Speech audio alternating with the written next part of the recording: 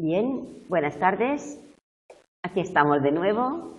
Fundamentos de psicobiología, segundo cuatrimestre. Buenas tardes, escribán. Continuamos con nuestra cuarta tutoría de la semana. Buenas tardes, chicas. Bienvenidas.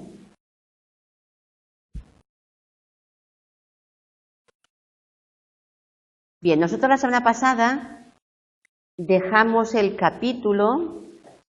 Estuvimos con un capítulo que era muy denso, pero nos cundió mucho. El desarrollo del sistema nervioso. ¿Lo fuisteis entendiendo? Espero que me digáis que sí, pero no lo sé. Porque nos centramos mucho, yo intenté sentarme mucho en las gráficas. Porque las gráficas te ayudan a entender, mientras vas explicando el texto, bla, bla, el texto, es verdad, lo de que las imágenes a veces te pueden entrar más y te ayudan. A mí me va muy bien las gráficas. Y luego comentarlas, ¿sabes? Comentar las gráficas es lo que a mí mejor me resulta. A mí para mi memoria, Sí, incluso luego a la hora de examinarte, cierro los ojos y veo la gráfica, ¿sabes? No sé. Si uno tiene memoria fotográfica o puede explotarla, que se puede aprender a intentar visualizar, se puede hacer como ejercicio, intentar visualizar objetos, visualizar cosas, las coges, las mueves, imaginaros un reloj, lo vais moviendo, cambiáis la hora, una pizarra, cambiáis el color, ¿sabes? Que aprendáis, que practiquéis en ello. Vale, pues nos cundió bastante en el sentido de que hicimos un capítulo entero, pero ahora cogemos aquí. Quiero hacer un inciso antes de comenzar. Estamos con los factores implicados en la supervivencia neuronal, los factores neurotróficos, la teoría neurotrófica. Quería comentar, vosotros estáis inscritos ya para mañana, ¿verdad? Estáis todos inscritos para... Tú por la tarde también, ¿verdad? Vale, yo... ¿Eh? No. Yo soy mujer trabajadora, pero yo no voy a hacer huelga mañana. Sí, es poco formal, disculpadme los que estáis en la distancia. Mañana no cocino. Es mi pequeña huelga. Hombre, mi pequeña huelga. Bueno, en principio porque tenemos una sesión de encéfalo de cordero por la mañana y una sesión de encéfalo de cordero después de comer, con lo cual ya esto me ocupa mucho tiempo. ¿Aquí hay alguna que es Antonia Lozano? No. ¿Y María Asunción Ponrubí? Vale, si me oís, Antonia o María Asunción, necesito vuestros DNIs. Si venís mañana, bueno, me los decís y os lo apunto, porque resulta que estos grupos yo los paso a un programa online de la UNED que se llama Kinova y que formamos dos grupos de prácticas de laboratorio con los dos horarios. También se utiliza este programa para adjudicar plazas de prácticas cuando estéis haciendo la asignatura de prácticas externas, de cuarto de grado. Es un programa informático donde se tienen que poner los datos, todos los datos. Entonces yo tengo que entrar allí. Según dirección, los alumnos tendríais que hacerlo vosotros de matricularos en este programa. Pero como estáis en primero y muchos me empezaríais a llamar, ¿y cómo lo hago? Pues lo hacemos nosotros, porque somos más rápidos. Luego ya, cuando hagáis lo de carrera, ya cuarto de carrera, ya lo haréis vosotros. Eso sí, ya. Luego ya no viene el tutor a daros de alta, sino que cada alumno se tiene que dar de alta. Hola, buenas tardes. Pero bueno, necesito el DNI para introducir. Vale, y otro nombre que tampoco tengo el DNI es Noemí. No, ninguna de vosotras es Noemí. Gabriel no es, porque Gabriel sé que es el que habla inglés. Y Tony Coy, nuestro querido Tony Coy, que cuando le coja me decía, Tony, ¿por qué no me apuntas tu DNI? Vale, ninguno está aquí. Tony Coy no está ahí y Gabriel tampoco. Bueno, pues dicho esto, y si nos escucháis, cuando vengáis mañana lo apunto, ¿de acuerdo? Y os incluiré en la lista del programa Kinova. Bien, la semana pasada estuvimos viendo, ya al final de la exposición,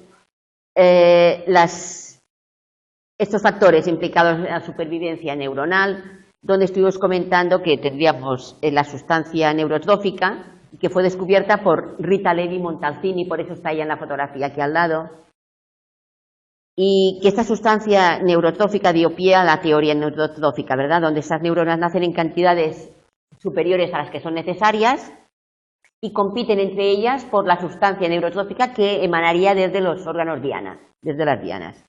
Y luego otra teoría que se descubrió un poco más tarde, que es en 1980, que también es un segundo factor neurotrófico y que se llama factor neurotrófico derivado del cerebro.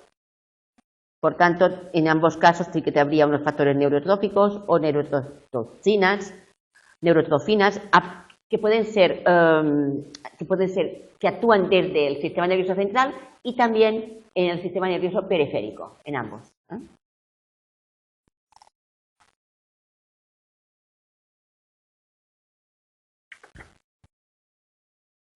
También estuvimos viendo, creo que, no sé si llegamos a ellos, que como no lo recuerdo muy bien, otro factor implicado en la supervivencia de las neuronas es la sinapsis. La sinaptogénesis comienza muy pronto y ocurre a lo largo incluso de toda la vida, porque nosotros seguimos teniendo sinaptogénesis. Cuando aprendemos todo lo que es aprendizaje y todo lo que sea modificación, cualquier tipo de comportamiento lleva su sinaptogénesis. El mayor número de sinapsis ocurre durante el periodo postnatal, o sea, ya no en el prenatal, sino el postnatal, meses después de que el bebé haya nacido. En el periodo postnatal es cuando se da el mayor número de sinapsis de forma más extensa. En primer lugar, la sinaptogénesis ocurre sobre las dendritas y después las sinapsis ocurren sobre los cuerpos neuronales. Aparte de que no ocurren en un solo momento, sino que van ocurriendo siempre. Un proceso igual que la neurogénesis no se da toda en un solo momento, sino que se da en diferentes momentos. Fijaros, por ejemplo, en la figura 923, y aquí tenemos, dice, influencia de las aferencias, entradas, en la supervivencia neuronal.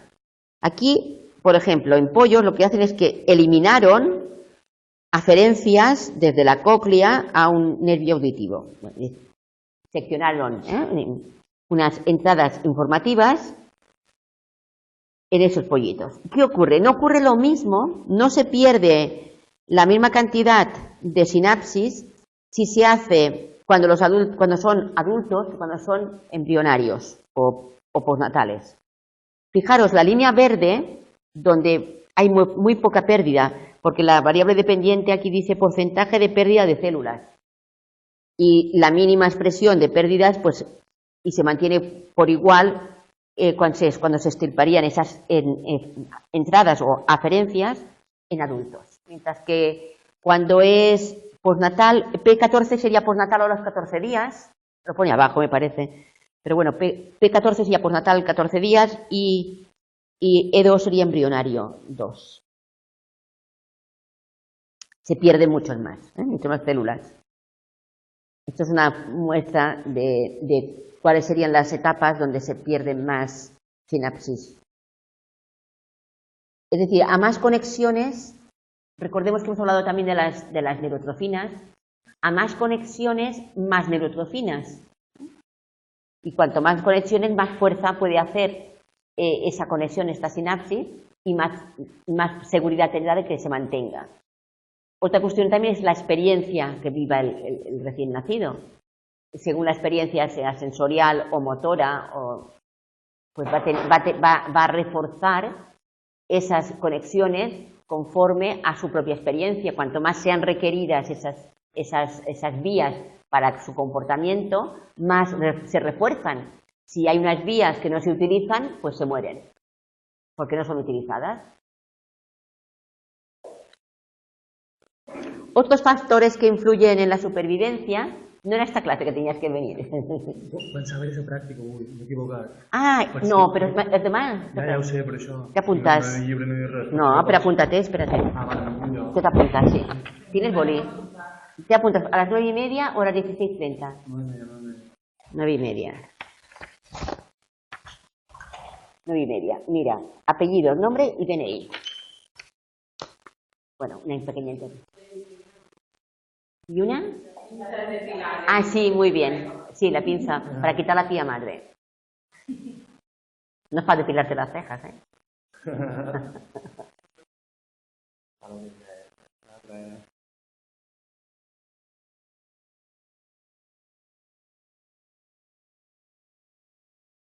Si te apuntas tú y ya está. ¿Teléfono? No, el teléfono es porque si no vienes, te llamo. Ah, vale. No, no te llamaré. Gracias. De nada, a ti. Hasta luego, hasta mañana. Bien, hablábamos de otro factor que influye en la supervivencia neuronal. Serían los factores endocrinos y sabemos que dentro de los factores endocrinos tendríamos las hormonas. Las hormonas empiezan a actuar ya en el periodo embrionario y sobre todo el periodo crítico sería el perinatal, cuanto más delicado es.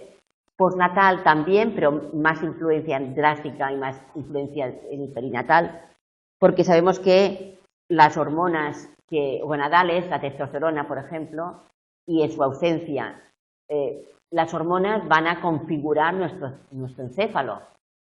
Las hormonas tienen una función de organización y de activación. Aquí habla de la hipótesis de la organización y cuando habla de los factores epigenéticos estaríamos hablando también de las hormonas. Estas hormonas van a hacer que se organicen las estructuras encefálicas perinatales de manera que pueda haber estructuras diferenciadas, sexualmente dimórficas, en varones o en hembras. Aquí habla de la NES. La NES es el núcleo de la estría terminal. Bueno, luego más adelante también veremos otras áreas que son diferentes según dependa de que sean hombres o mujeres. Por ejemplo, en la figura 925, basta con mirar la gráfica y nos explica todo el texto. Vemos una sección de la médula espinal. Y tenemos una hembra a la izquierda donde tenemos unas mínimas sinapsis, inervaciones sinápticas, unas mínimas. ¿Por qué? Porque es una musculatura que tiene que ver con la musculación del pene. En cambio, la segunda rata es un macho y vemos que tiene el núcleo espinal, el bulbo cavernoso, con mucha más sinapsis. Tiene muchas motoneuronas en ese núcleo espinal. Sin embargo, a esa ratita hembra, le aplican inyecciones de testosterona y bajo la influencia de la testosterona veis cómo crecen el número de sinapsis de motoneuronas en esa sección espinal. Bien, entonces vemos cómo las hormonas pues, organizan ese dimorfismo sexual y tienen ese efecto organizador. Vale. ¿Qué más? Sí, en la página 274 dice, por mencionar dos ejemplos muy cercanos, ¿lo veis? Nos habla del hipotálamo, una zona del hipotálamo. Dos zonas del hipotálamo donde habría dimorfismo sexual, por ejemplo, el área preóptica medial. El área preóptica medial es mucho mayor en hombres. Y el núcleo de la estría terminal también es mucho mayor en hombres. Vale. Luego, vamos a ver la remodelación de las vías de conexión.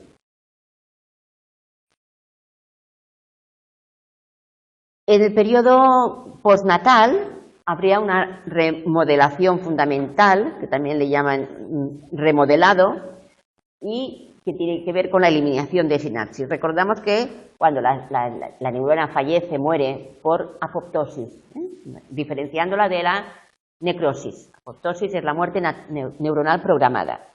O también aquí habla de remodelado y esa eliminación de sinapsis provoca la muerte celular. En una edad temprana, bueno, tenéis el ejemplo, por ejemplo, en en la figura 926, donde veis que hay una primera poda, una reorganización de las sinapsis. En edad temprana se envían axones colaterales al otro lado del cuerpo calloso. Sabemos que los hemisferios cerebrales están unidos por el cuerpo calloso y mediante una constante conexión entre ambos hemisferios tenemos la percepción de que todo es uno cuando lo recibimos, porque se ha dado casos en que se ha hecho una sección del cuerpo calloso y quedan dos cerebros escindidos. Uno puede tocar y hacer y el otro puede hablar pero no sabe lo que toca. O sea, es horroroso los resultados. Esta edad temprana, dice, envían colaterales de axones por el cuerpo calloso al lado contralateral. Pero luego hay una poda.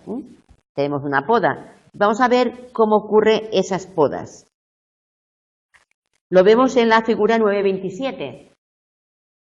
En la figura 927, en el plano superior, lo que se hace es inyectar, donde pone P2, se inyecta, esto es un marcador retrógrado. ¿Qué quiere decir retrógrado? ¿Os acordáis la diferencia retrógrado o anterógrado? Retrógrado sería hacia atrás, desde el axón hacia el soma. Anterógrado desde el soma hacia los botones axónicos. Vale. Retrógrado. Y esas ratas después, claro, son sacrificadas. ¿Y qué se encuentra? Porque pues se encuentran que han sido marcados con ese marcaje, células marcadas P21, postnatal 21, a los 21 días. ¿Lo veis? P21, postnatal 21. Esas células quedaron marcadas de forma retrógrada, desde el axón, desde el terminal hacia el soma. ¿Qué ocurre en el segundo gráfico? Pues en el segundo gráfico, además de ese marcador retrógrado, también se le aplica un marcador azul, doblemente marcadas. Las ratas también de nuevo son sacrificadas, pero no se encuentra, dice, muchas estaban teñidas de amarillo, pero solo una fracción estaba marcada con ambos colores. Es decir, se habían podado, muchas se habían eliminado. Ese es el resultado de la investigación. Si vamos a la página anterior, página 275, columna de la derecha, hipótesis de la competencia, tiene que ver con ese comentario que hemos hecho antes ya, ¿no? De las sinapsis fuertes, si la hipótesis de la competencia establece que los contactos fuertes son los que tienen mayor actividad. Es decir, si el sujeto, el individuo, que en este caso será un bebé, tiene una estimulación adecuada, se van a establecer contactos fuertes. Y la competencia quiere decir que los contactos que más se utilizan van a tener más fuerza, mientras que los que no se utilizan van a ser eliminados. ¿Qué ocurre? Que cuando un bebé está sometido a una situación de pobreza estimular, ¿no? Por ejemplo, es difícil de entender, pero a veces ha habido lugares, orfanatos, donde no hay estimulación, donde el bebé está todo el día tumbado y no tiene ningún tipo de estimulación. Evidentemente no refuerza la musculatura, suelen presentar atonía muscular, pueden tener incluso un año y medio y no aguantarse sentaditos porque no tienen la fuerza muscular, porque estas vías no se han trabajado, o de tipo también cognitivo, por ejemplo, ¿no? Porque al no tener estimulación, es decir, todo lo que falta de estimulación, luego hay que aplicarlo como estimulación temprana para recuperar tiempo perdido. Vale. Volvemos a la página que habíamos tenido antes y vemos en negrita plasticidad neural, estimulación sensorial, periodos críticos. No os lo cuento porque ya lo sabéis, es lo que hemos estado comentando ahora, ¿verdad? También hay que decir que no hay un único periodo en el que se produzca la remodelación de la sinapsis. Habría una sobreproducción de sinapsis, eso ya lo hemos comentado, y luego habría una fase de eliminación y remodelación. Fijaros que dice, las motoneuronas de la médula espinal y la corteza cerebral se eliminan cerca del 50% de los contactos sinápticos. Y estaba hablando yo ahora, por ejemplo, de la médula espinal, ¿no? Y de ya no la parte del sistema nervioso central, sino del sistema nervioso periférico, de la musculatura. Se eliminan el 50%. En los primeros 4 años de nacimiento aumenta progresivamente el número de contactos sinápticos en respuesta a la actividad neural. Por tanto, ese periodo de remodelación postnatal abarcaría las vías sensoriales y las vías motoras, aparte de toda esa parte encefálica. La primera infancia es muy importante en la estimulación.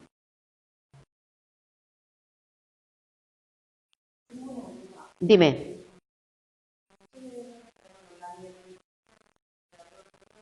Sí, que hasta los 30 años y 40 y tal, dice.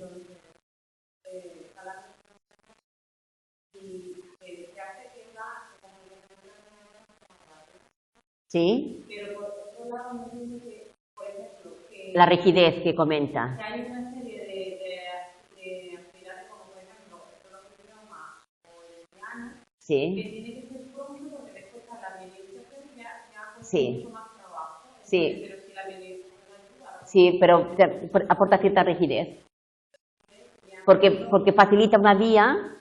Es como que tú haces una autopista para ir directa, yo qué sé, de Palma a Inca. Pero luego no puedes salir de esa vía. Bien.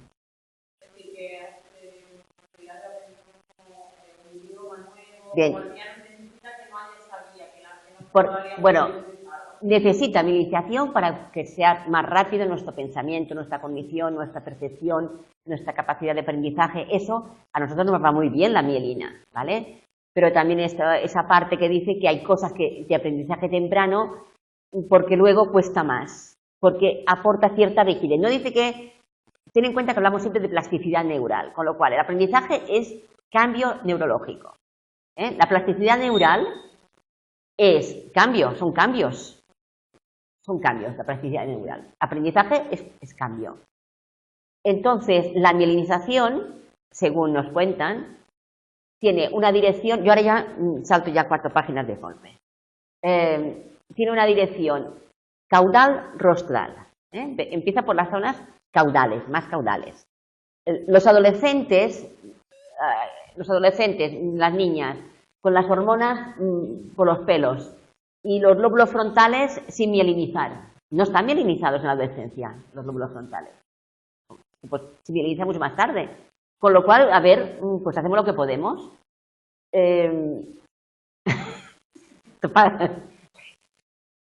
Quiero decir con ello que la mielina protege, da más velocidad y yo diría que incluso es propio de la inteligencia, de seres inteligentes. Pero sí que aporta una cierta... Cuando has aprendido algo, cuesta desaprenderlo o cambiar. Pero no es que sea imposible, no es imposible. El idioma es cierto, no es lo mismo cuando tú hablas un idioma de niño, aprendes cuando tu lengua materna, que luego cuando tienes cierta edad tienes que aprender un idioma nuevo. El acento no será el mismo. Yo tengo unos sobrinos que son medios guiris y hablan 4 idiomas y los hablan perfectamente porque los hablan desde la cuna.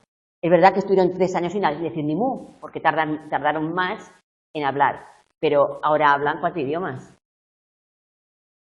Yo soy incapaz de hablar 4 idiomas correctamente, si me nota mucho el acento. Y esto nos pasa a los que hemos aprendido idiomas siendo adultos. No sé qué tal habláis los idiomas, pero los que aprenden un idioma siendo pequeños cogen el acento. Pero si no, el acento es muy difícil que lo cojas cuando eres adulto, porque hay esa pequeña rigidez. Yo recuerdo una alumna andaluza que me decía, es que yo creo que mezclar el andaluz con el inglés... Ya era enfermera, decía, desde aquí la plasticidad neural me falla. Pero tú no hablas con mucho acento andaluz, pero ella sí que era de Córdoba y tenía un acento andaluz. Y decía, mi acento inglés con el andaluz, anda que... Sí. Y lo del piano, yo empecé a estudiar piano a los 55 años, pero con una americana que iba a tope. Sí, y ella, como sabéis que los americanos son muy pragmáticos, esto de no es posible, porque otras personas no es posible, ya a cierta edad ya los deditos ya no son ágiles, y ella que sí, venga. La verdad es que sí que hay plasticidad neural, lo que pasa es que tiene sus limitaciones, nunca serás un concertista, ¿sabes? Pero sí, será eso. Bueno, ahora ya nos saltamos lo que queda. Nos vamos al capítulo 10, ¿de acuerdo, chicos y chicas? Chicos, hay un chico. El tema 10 es escrito por un biólogo. Entonces tiene una trama diferente. ¿Lo entendéis, verdad? Porque va más de biología, más que de psicología. Vamos a la página 282. Y comenzamos por los primeros seres vivientes, ¿no? prácticamente, nos habla de las bacterias.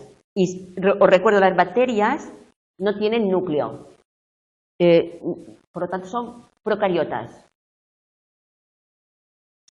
Las bacterias aparecieron hace unos 3.200 millones de años, o sea, no puedo ni contarlos. 3.200 millones de años. Sin núcleo celular que las diferencie, por una membrana, por lo tanto, todo está en el citoplasma, todo está bañado en el citoplasma. Pero las bacterias sin tener núcleo, incluso así, muestran algún tipo de comportamiento. Fijaros que nos habla de que los tenemos en el tracto intestinal para ayudarnos a algunas bacterias para digerir los alimentos y que se pueden mover mediante flagelos para acercarse a concentraciones de glucosa. Por tanto, tienen que tener receptores de glucosa, tienen que saber identificar dónde está la glucosa y se mueven. Y después también hay otro tipo de cambios en comportamiento, pues en la actividad de sus flagelos en respuesta a otras sustancias, nutrientes o toxinas. Es decir, que de alguna manera ya muestran un cierto comportamiento, que tienen cierta actividad y además tienen que reconocer su medio. Por ejemplo, aquí incluso nos habla de otras bacterias que presentan un fotopigmento sensible a la luz naranja como fuente de energía y que la bacteria se mueve en dirección a esa fuente lumínica de color naranja. Bien, la neurona. Como neurona, el tiempo que separa las bacterias y los primeros animales es de miles de millones de años. Primeras neuronas, metazoos, 600 o 700 millones de años. Bueno, después, dentro de los metazoos tenemos poríferos o esponjas. Si queréis vamos a mirar la gráfica, que es la figura 10.1 y que de alguna manera ejemplifica el texto que tenemos en la página anterior. Veis aquí, si empezamos por abajo, tenemos hace 600 millones de años surge el reino animal metazoos, el metazoa, y tendríamos dos hipótesis de desarrollo. La hipótesis monofilética, estaría a la izquierda, sería la letra A, y la hipótesis polifilética. Dentro de la hipótesis polifilética tendríamos ya redes nerviosas con mucha antigüedad. Ve donde pone los xenóforos y los cnidarios, que en un principio estaban situados como si fueran del mismo conjunto, pero no. Lo tenemos explicado en el texto anterior, donde nos dice que xenóforos y cnidarios en principio fueron agrupados dentro del mismo filum, pero que no, que después se obligaron a separarlos en dos y están ahora filogenéticamente más antiguos que otros, que las esponjas, por ejemplo, los xenóforos. Tenemos redes nerviosas en xenóforos y cnidarios. Mientras que tenemos los placozoas y los poríferos son las esponjas, que no tendrían neuronas. Son dos teorías filéticas de evolución. Las neuronas surgirían de forma independiente en xenóforos y en cnidarios. Hemos dicho que en un principio estuvieron como un solo grupo, pero que después posteriormente están en dos grupos. Pero ambos ya presentan redes nerviosas. Por lo tanto, la neurona está presente. Mientras que las neuronas no están presentes en las esponjas, en las poríferas, ni en los placozoos. Bien, la filogenia, el desarrollo en el sistema nervioso, comenzaríamos por aparición de tejido nervioso con las hidras, por ejemplo. La hidra hay que decir que es un cnidario, si os lo queréis apuntar por ahí al lado. Y es la organización más sencilla.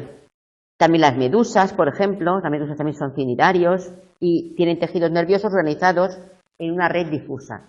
En la red difusa significa que no hay una dirección rostral-caudal, sino que el sistema nervioso, el impulso nervioso sería indiferenciado, no sería rostral-caudal. Grandes neuronas bipolares. Los impulsos nerviosos, sí, pues en cualquier dirección, en ambos sentidos, y no habría una especialización ganglionar o regional, sino que la red nerviosa estaría igual en todas partes. Por eso se llama red nerviosa difusa. Estos serían los primeros, filogenéticamente, el primer sistema nervioso.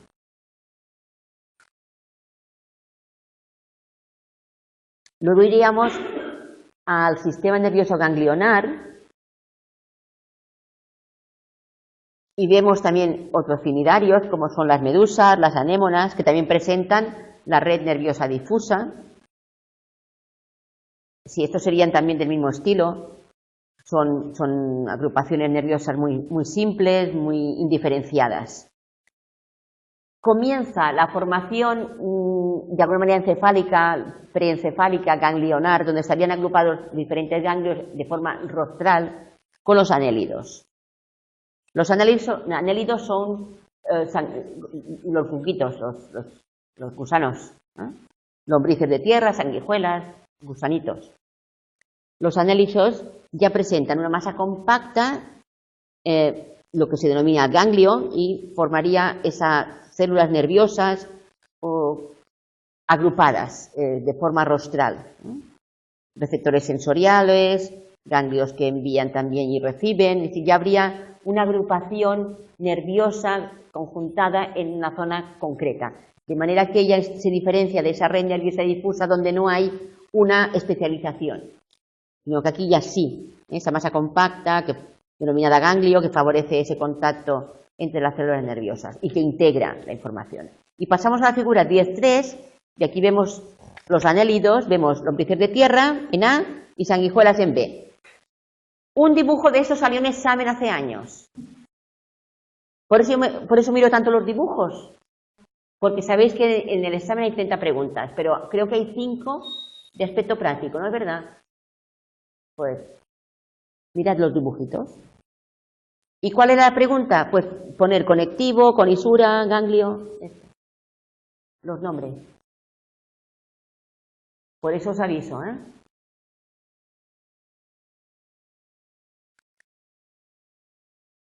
Bien. Al mismo tiempo, dentro de la aparición del ganglio, también aparecen las interneuronas. Comienzan el desarrollo evolutivo del sistema nervioso central.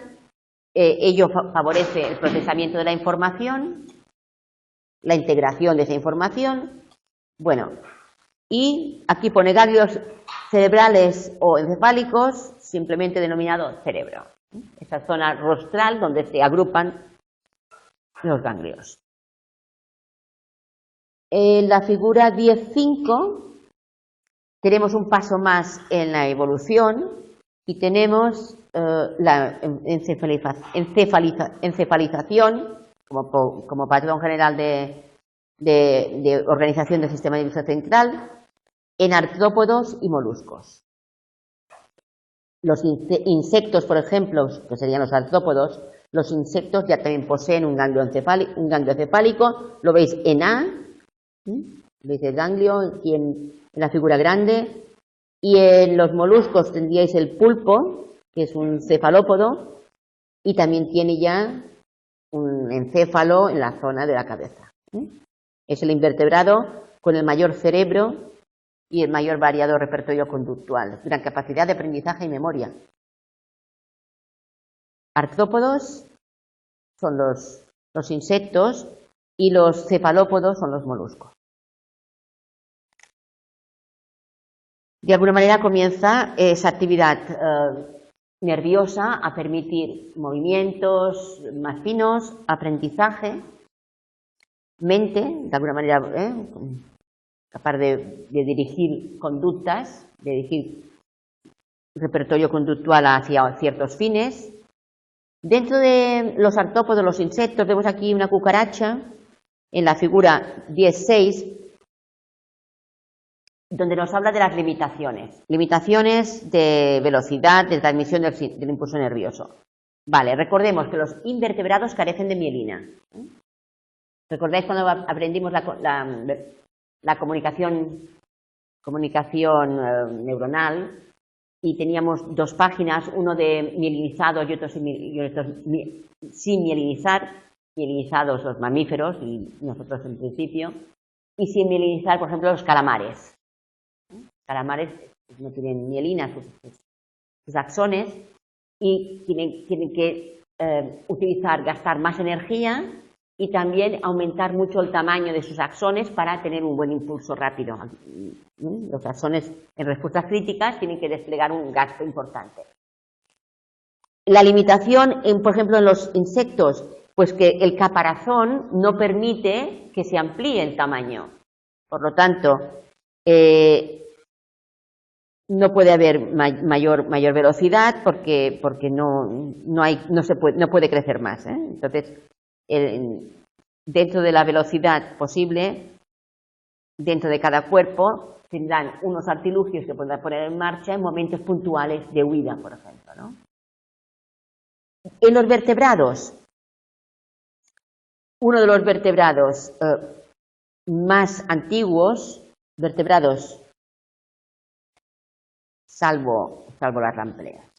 Las lampreas son un poquillo asquerosillas hacia el B. No sé si habéis buscado en Google, porque aquí lo tenemos dibujadito muy bien, pero yo en Google he visto lampreas, la boca es como si fuera una ventosa que parece que se pega y te chupa en plan parásito todo, no tiene mandíbulas. No.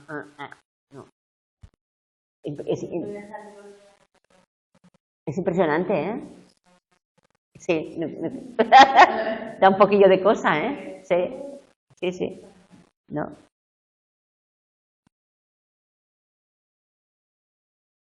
Vale, disponen de células, vertebrados, excepto las lampreas. Bien.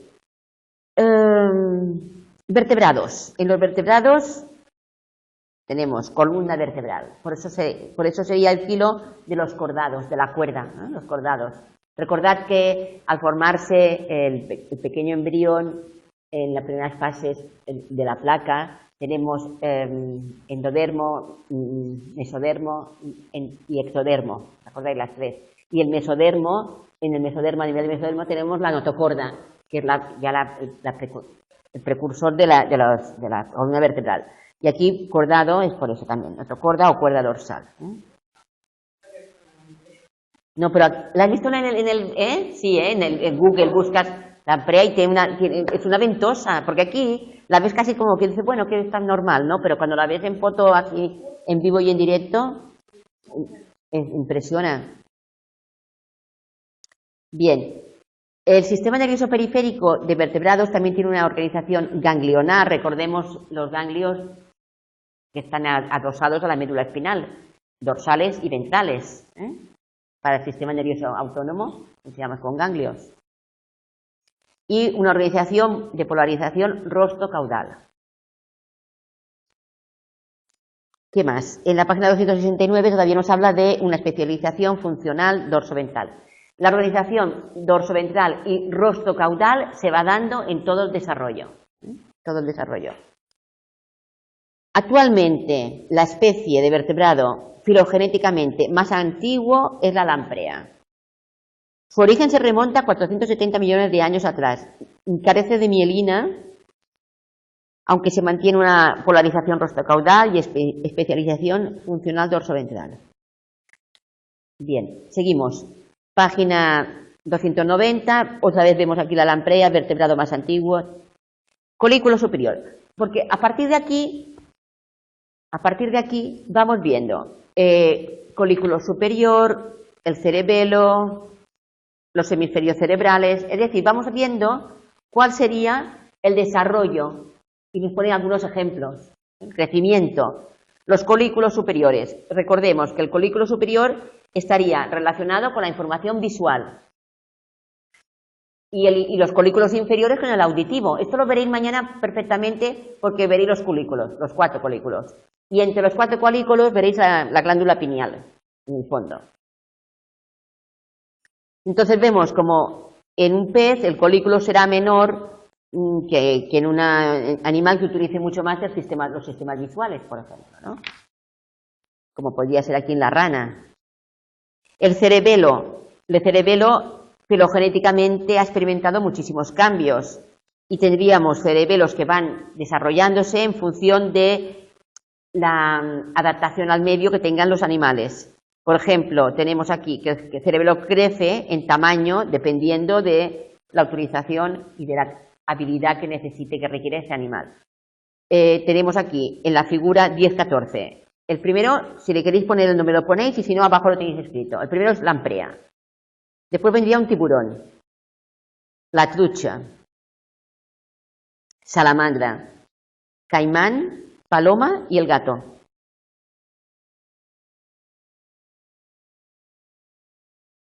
Fijaros, el cerebelo es el rojo, y el arquicerebelo es azul.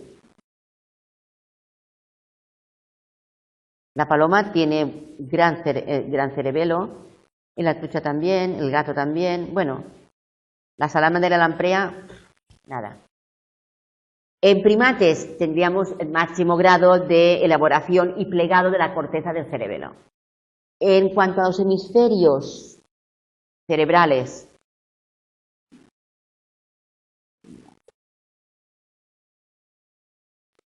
pues también los cambios son brutales. Vamos a mirar las diferencias que hay entre unos animales y otros. A lo largo de la filogenia es una estructura que también ha evolucionado muchísimo, ha experimentado muchísimos cambios. Los más antiguos serían los peces y los anfibios. La información ascendente sabemos que pasa por el tálamo a nivel olfativo, pero no es la única información sensorial que puede viajar directamente al corte. Los demás sistemas sensoriales todos hacen relevo en el tálamo.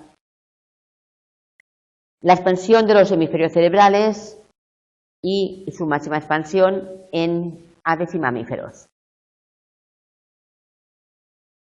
Los ganglios basales, recordamos, tienen relación con el sistema motor, con la modulación del sistema motor. Y la amígdala con el sistema límbico y con la vivencia de emociones. Muy bien. Todo ello tiene que ver, lógicamente, con la adaptación al medio y la supervivencia. Fijaros aquí en la figura 10-15 tenemos diferentes dibujos de Ramón y Cajal. Qué gran dibujante, es increíble. Por ejemplo, de una rana sería A, de un camaleón sería B y de un humano sería C. La diferencia en complejidad y densidad. Por ejemplo, en mamíferos, recordamos que en la paleocorteza y en la arquicorteza tenemos 3 capas laminares en la corteza y no 6 como en la neocorteza. En la neocorteza tenemos 6. Y tenemos organización laminar y organización columnar. Las células típicas del cerebelo serían las de Purkinje y las del cerebro, las piramidales. Muy bien, muy bien, muy bien. Y en la figura 10-16, por ejemplo, vemos cómo se van arboreando las dendritas, van creciendo, se van haciendo más complejas a medida que evoluciona la especie, una rana, un reptil, un ratón, un ser humano. También aquellas áreas que registran las neuronas que son más activas, pues son más activas porque tenemos más información o porque recibimos más información o porque actuamos más acerca del comportamiento X, estarán mucho más representadas. Veréis más adelante cuando hagamos los capítulos de sistemas sensoriales y sistemas motores, lo que se llama homúnculo de Penfield, que es una especie de visión de medio cerebro, el corte sagital, y como si fuera un hombre espachurrado por encima de la corteza. Porque de alguna manera demuestra que lo que está agrandado, de una manera óptica de la información, es una manera pedagógica, es lo que tiene más sensibilidad.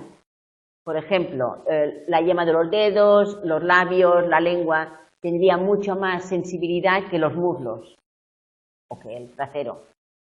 porque tiene mucho más información sensorial, porque tiene mucha más información motora, por ejemplo, el contacto, tiene que ser la motricidad fina, necesita de una más coordinación motora. Yo tengo que dar órdenes para que mover mis dedos. Cuando vemos los comportamientos motores veréis que hay unas vías nerviosas motoras que son las que permiten que nosotros podamos afinar y mover los dedos finamente. Y que si estuviesen lesionadas no podríamos ni hacer así.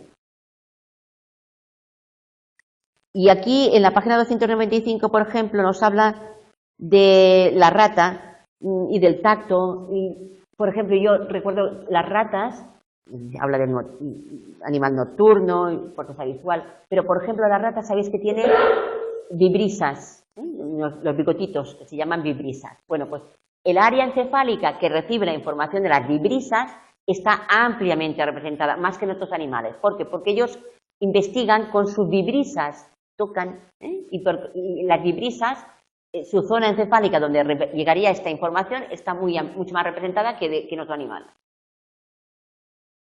Y por eso, no sé dónde leímos también en este libro, que había cierta diferencia en los hipocampos de los taxistas londinenses, ¿os acordáis? Porque tienen que utilizar mucho la memoria del lugar. La memoria del lugar.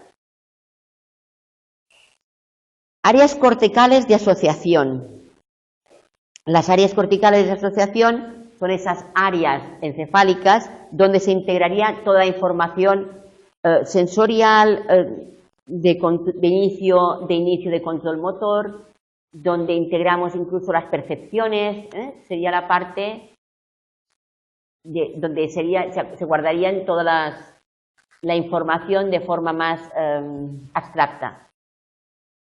Y vamos a la figura 17 y vemos el incremento de las áreas corticales de asociación en diferentes animales dependiendo de ese volumen encefálico. Vemos la rata, el delfín y el humano. Y el delfín también ya tiene bastante representación, Luego veréis. Bueno, ha habido un incremento notorio en el volumen de las áreas corticales de asociación. En humanos, las áreas corticales de asociación son 4 veces más grandes que el resto de otros simios. Representa el 84% de la neocorteza. La corteza parietal sería, si miramos los dos hemisferios cerebrales, la parte más grande, dorsal yendo hacia los laterales sin llegar a los lobos temporales, que estarían los temporales detrás de los oídos, dorsal antes de los frontales y sin llegar a los occipitales, pero la parte más grande serían los lóbulos parietales. Y los parietales, fijaos que dice la corteza parietal integra información visual, auditiva, táctil, son los más grandes. Mañana también tendréis que comentar, ver dónde están los lóbulos ubicados. Sí, es pequeña ahí. Pero la asociativa también incluye visual, La asociativa también incluye visual. La asociativa incluye visual, parietal, sensorial. Y luego llegaríamos a un punto que es casi pregunta de examen obligada, y es el tamaño del encéfalo. Bueno, el tamaño del encéfalo es relativo al tamaño corporal, es decir, los elefantes tienen más encéfalo, más grande que nosotros, porque hay una relación entre la cabeza y el cuerpo. Entonces el cerebro está metido dentro del cráneo, con lo cual si el animal es mucho más grande tendrá más encéfalo. Eso es lo que se espera, ¿no? El tamaño depende del tamaño corporal medio de la especie. Pero también hay que decir que el tamaño del encéfalo está relacionado con la capacidad cognitiva, con la capacidad de vías nerviosas que contiene, con el número de órganos sensoriales que maneja, con la información sensorial que maneja, con la información motora que maneja y con las glándulas, con los músculos. Es decir, el encéfalo crece más o crece menos dependiendo de todo lo que soporte de información. Y aquí viene lo que sería el cociente de encefalización. El cociente de encefalización es una unidad de comparación que la denominó así el Harry Harrison, y tiene que ver con, a ver, si hiciéramos CE, cociente de encefalización, es igual a, arriba pondríamos el peso medio de un encéfalo, el peso medio de un encéfalo de esa especie, y abajo el peso esperado, o sea, cogeríamos qué pesa mi cerebro, o un cerebro de un humano, y cuál sería el peso esperado dependiendo de su cuerpo, que no tiene por qué ser el mismo. Claro, si es más de 1, o si es 1, o si es menos de 1. Fijaros que aquí nos dice que el cociente de encefalización de un cachalote es de 0,58, por tanto es menor que 1, por tanto tiene el cerebro más pequeño de lo esperado por su cuerpo. Mientras que el humano es un 7,61. O sea, la correlación de 1 sería equitativo, ¿no? Cuando decimos 1, cociente de encefalización 1 sería correlación 1. Pero 7,6 es porque tenemos mucho más encéfalo del esperado, del que nos tocaría tener. Sí, 7 veces más. Y fijaros en la figura 10-19, donde vemos algunos encéfalos mucho más arrugados y algunos con pocas arruguitas, ¿eh?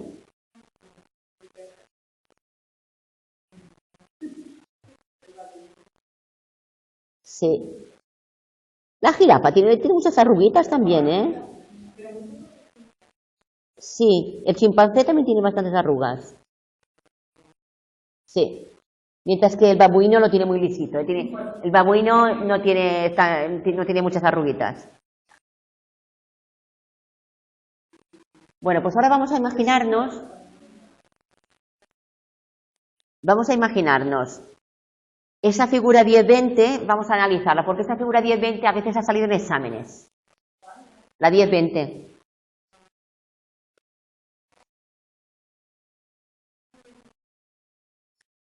La 10-20, mirad, tenemos peso corporal. En la FISA tenemos peso corporal, ¿no? Y en la ordenada peso del encéfalo. Hemos dicho que el cociente de encefalización sería el peso medio de un encéfalo o de una especie partido por lo esperado según su tamaño, ¿no? Y si nos sale una correlación de 1 es que está equitativo, o sea, dentro de lo que correlaciona la relación establecida. Pero como si tenemos más, quiere decir que ese encéfalo es mayor que 1. Y aquí tenemos una recta, una regresión. ¿La veis la recta? La recta es la línea que va naranja, que va transversal, ¿de acuerdo? Esa recta marca siempre 1. 1 porque es 10.000 entre 10.000, 1.000 entre 1.000, 100 entre 100, ¿de acuerdo? Sería siempre 1, ¿de acuerdo? Las líneas que están por debajo serían menos de 1 y las que están por encima serían más de 1. Pero cuanto más alta, también, sí, cuanto más apartada de la línea naranja, más alto sería el cociente. Así, a simple vista, vemos que el gato tiene el cociente de encefalización más alto que el perro, porque el perro tiene 1, parece, ¿no? Y el gato está por encima de 1. Y el ratoncillo, anda que no es listo el ratón. Por eso no los pillamos nunca los ratones. Son malos de enganchar, de coger. ¿Habéis perseguido alguna vez un ratón? Yo sí, y se fue muy asustado. Porque entré en casa y yo le perseguía con una escoba. Se fue muy asustado el ratón. Creo que no ha vuelto nunca más. Fijaros también el delfín oscuro. El delfín oscuro tiene un cociente de encefalización bien alto, ¿eh?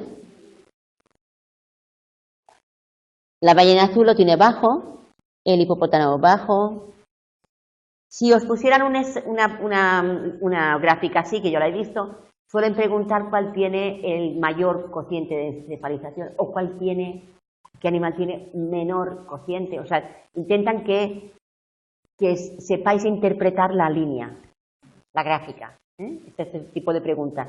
O por más o por menos. O por varios, yo qué sé, los que tenían mayor cociente y te ponen 3, ¿no? Y tienes que mirar que realmente estén más apartados por encima de la línea recta. ¡Ay! Sí. Bien. El CI sería mayor o menor en la unidad en función que el peso corporal estuviese por encima o por debajo de la recta. Bueno, esto lo entendéis, sí, ¿verdad? Y luego tenemos también dos tipos de cría, muchos descendientes o pocos descendientes, son sistemas de procreación, de crianza de las crías, y si se tienen muchos descendientes, con pocos cuidados, porque no se puede uno dedicar a todos, sería la selección R, rate. Desarrollo rápido, rápida madurez sexual, escasa longevidad, serían muchos descendientes. Los tipos de estrategia de crianza de pocos descendientes serían selección Kerry, de cuidado. Yo digo la K, Kerry. Kerry. Y tendría, pues, bueno, largos desarrollos, largos, despacio, lentos, ¿no? Largo tiempo en que tienes que dedicarte a sus cuidados, cuerpos grandes, longevos, pequeñas camadas, 1 o 2, gran inversión de recursos y mucho cuidado en la crianza, en el aprendizaje se hace largo y se supone que mayor longevidad. Y bueno, yo creo que los factores que nos quedan por ver, que no es muy complicado, factores fisiológicos, factores ecológicos, etológicos y luego ya encéfalo de homínidos. Lo podríamos dejar para la semana que viene. Y yo creo que como lo vamos a acabar, supuestamente la semana que viene teníamos que hacer el capítulo 10. Vamos un poquito adelantados. Pero casi mejor porque luego si nos queda ya repasaremos algunos capítulos que os parezcan más complicados o algunos temas. O os pasaré preguntas de examen, yo qué sé. Lo dejamos aquí para la semana que viene, ¿de acuerdo? Y si lo acabamos rápido, pues igual cogemos algo del capítulo 11, sistemas sensoriales. Y ahora ya cerramos aquí, nos despedimos y hasta la semana que viene. García, Escribán y ya no más. Hasta luego, gracias.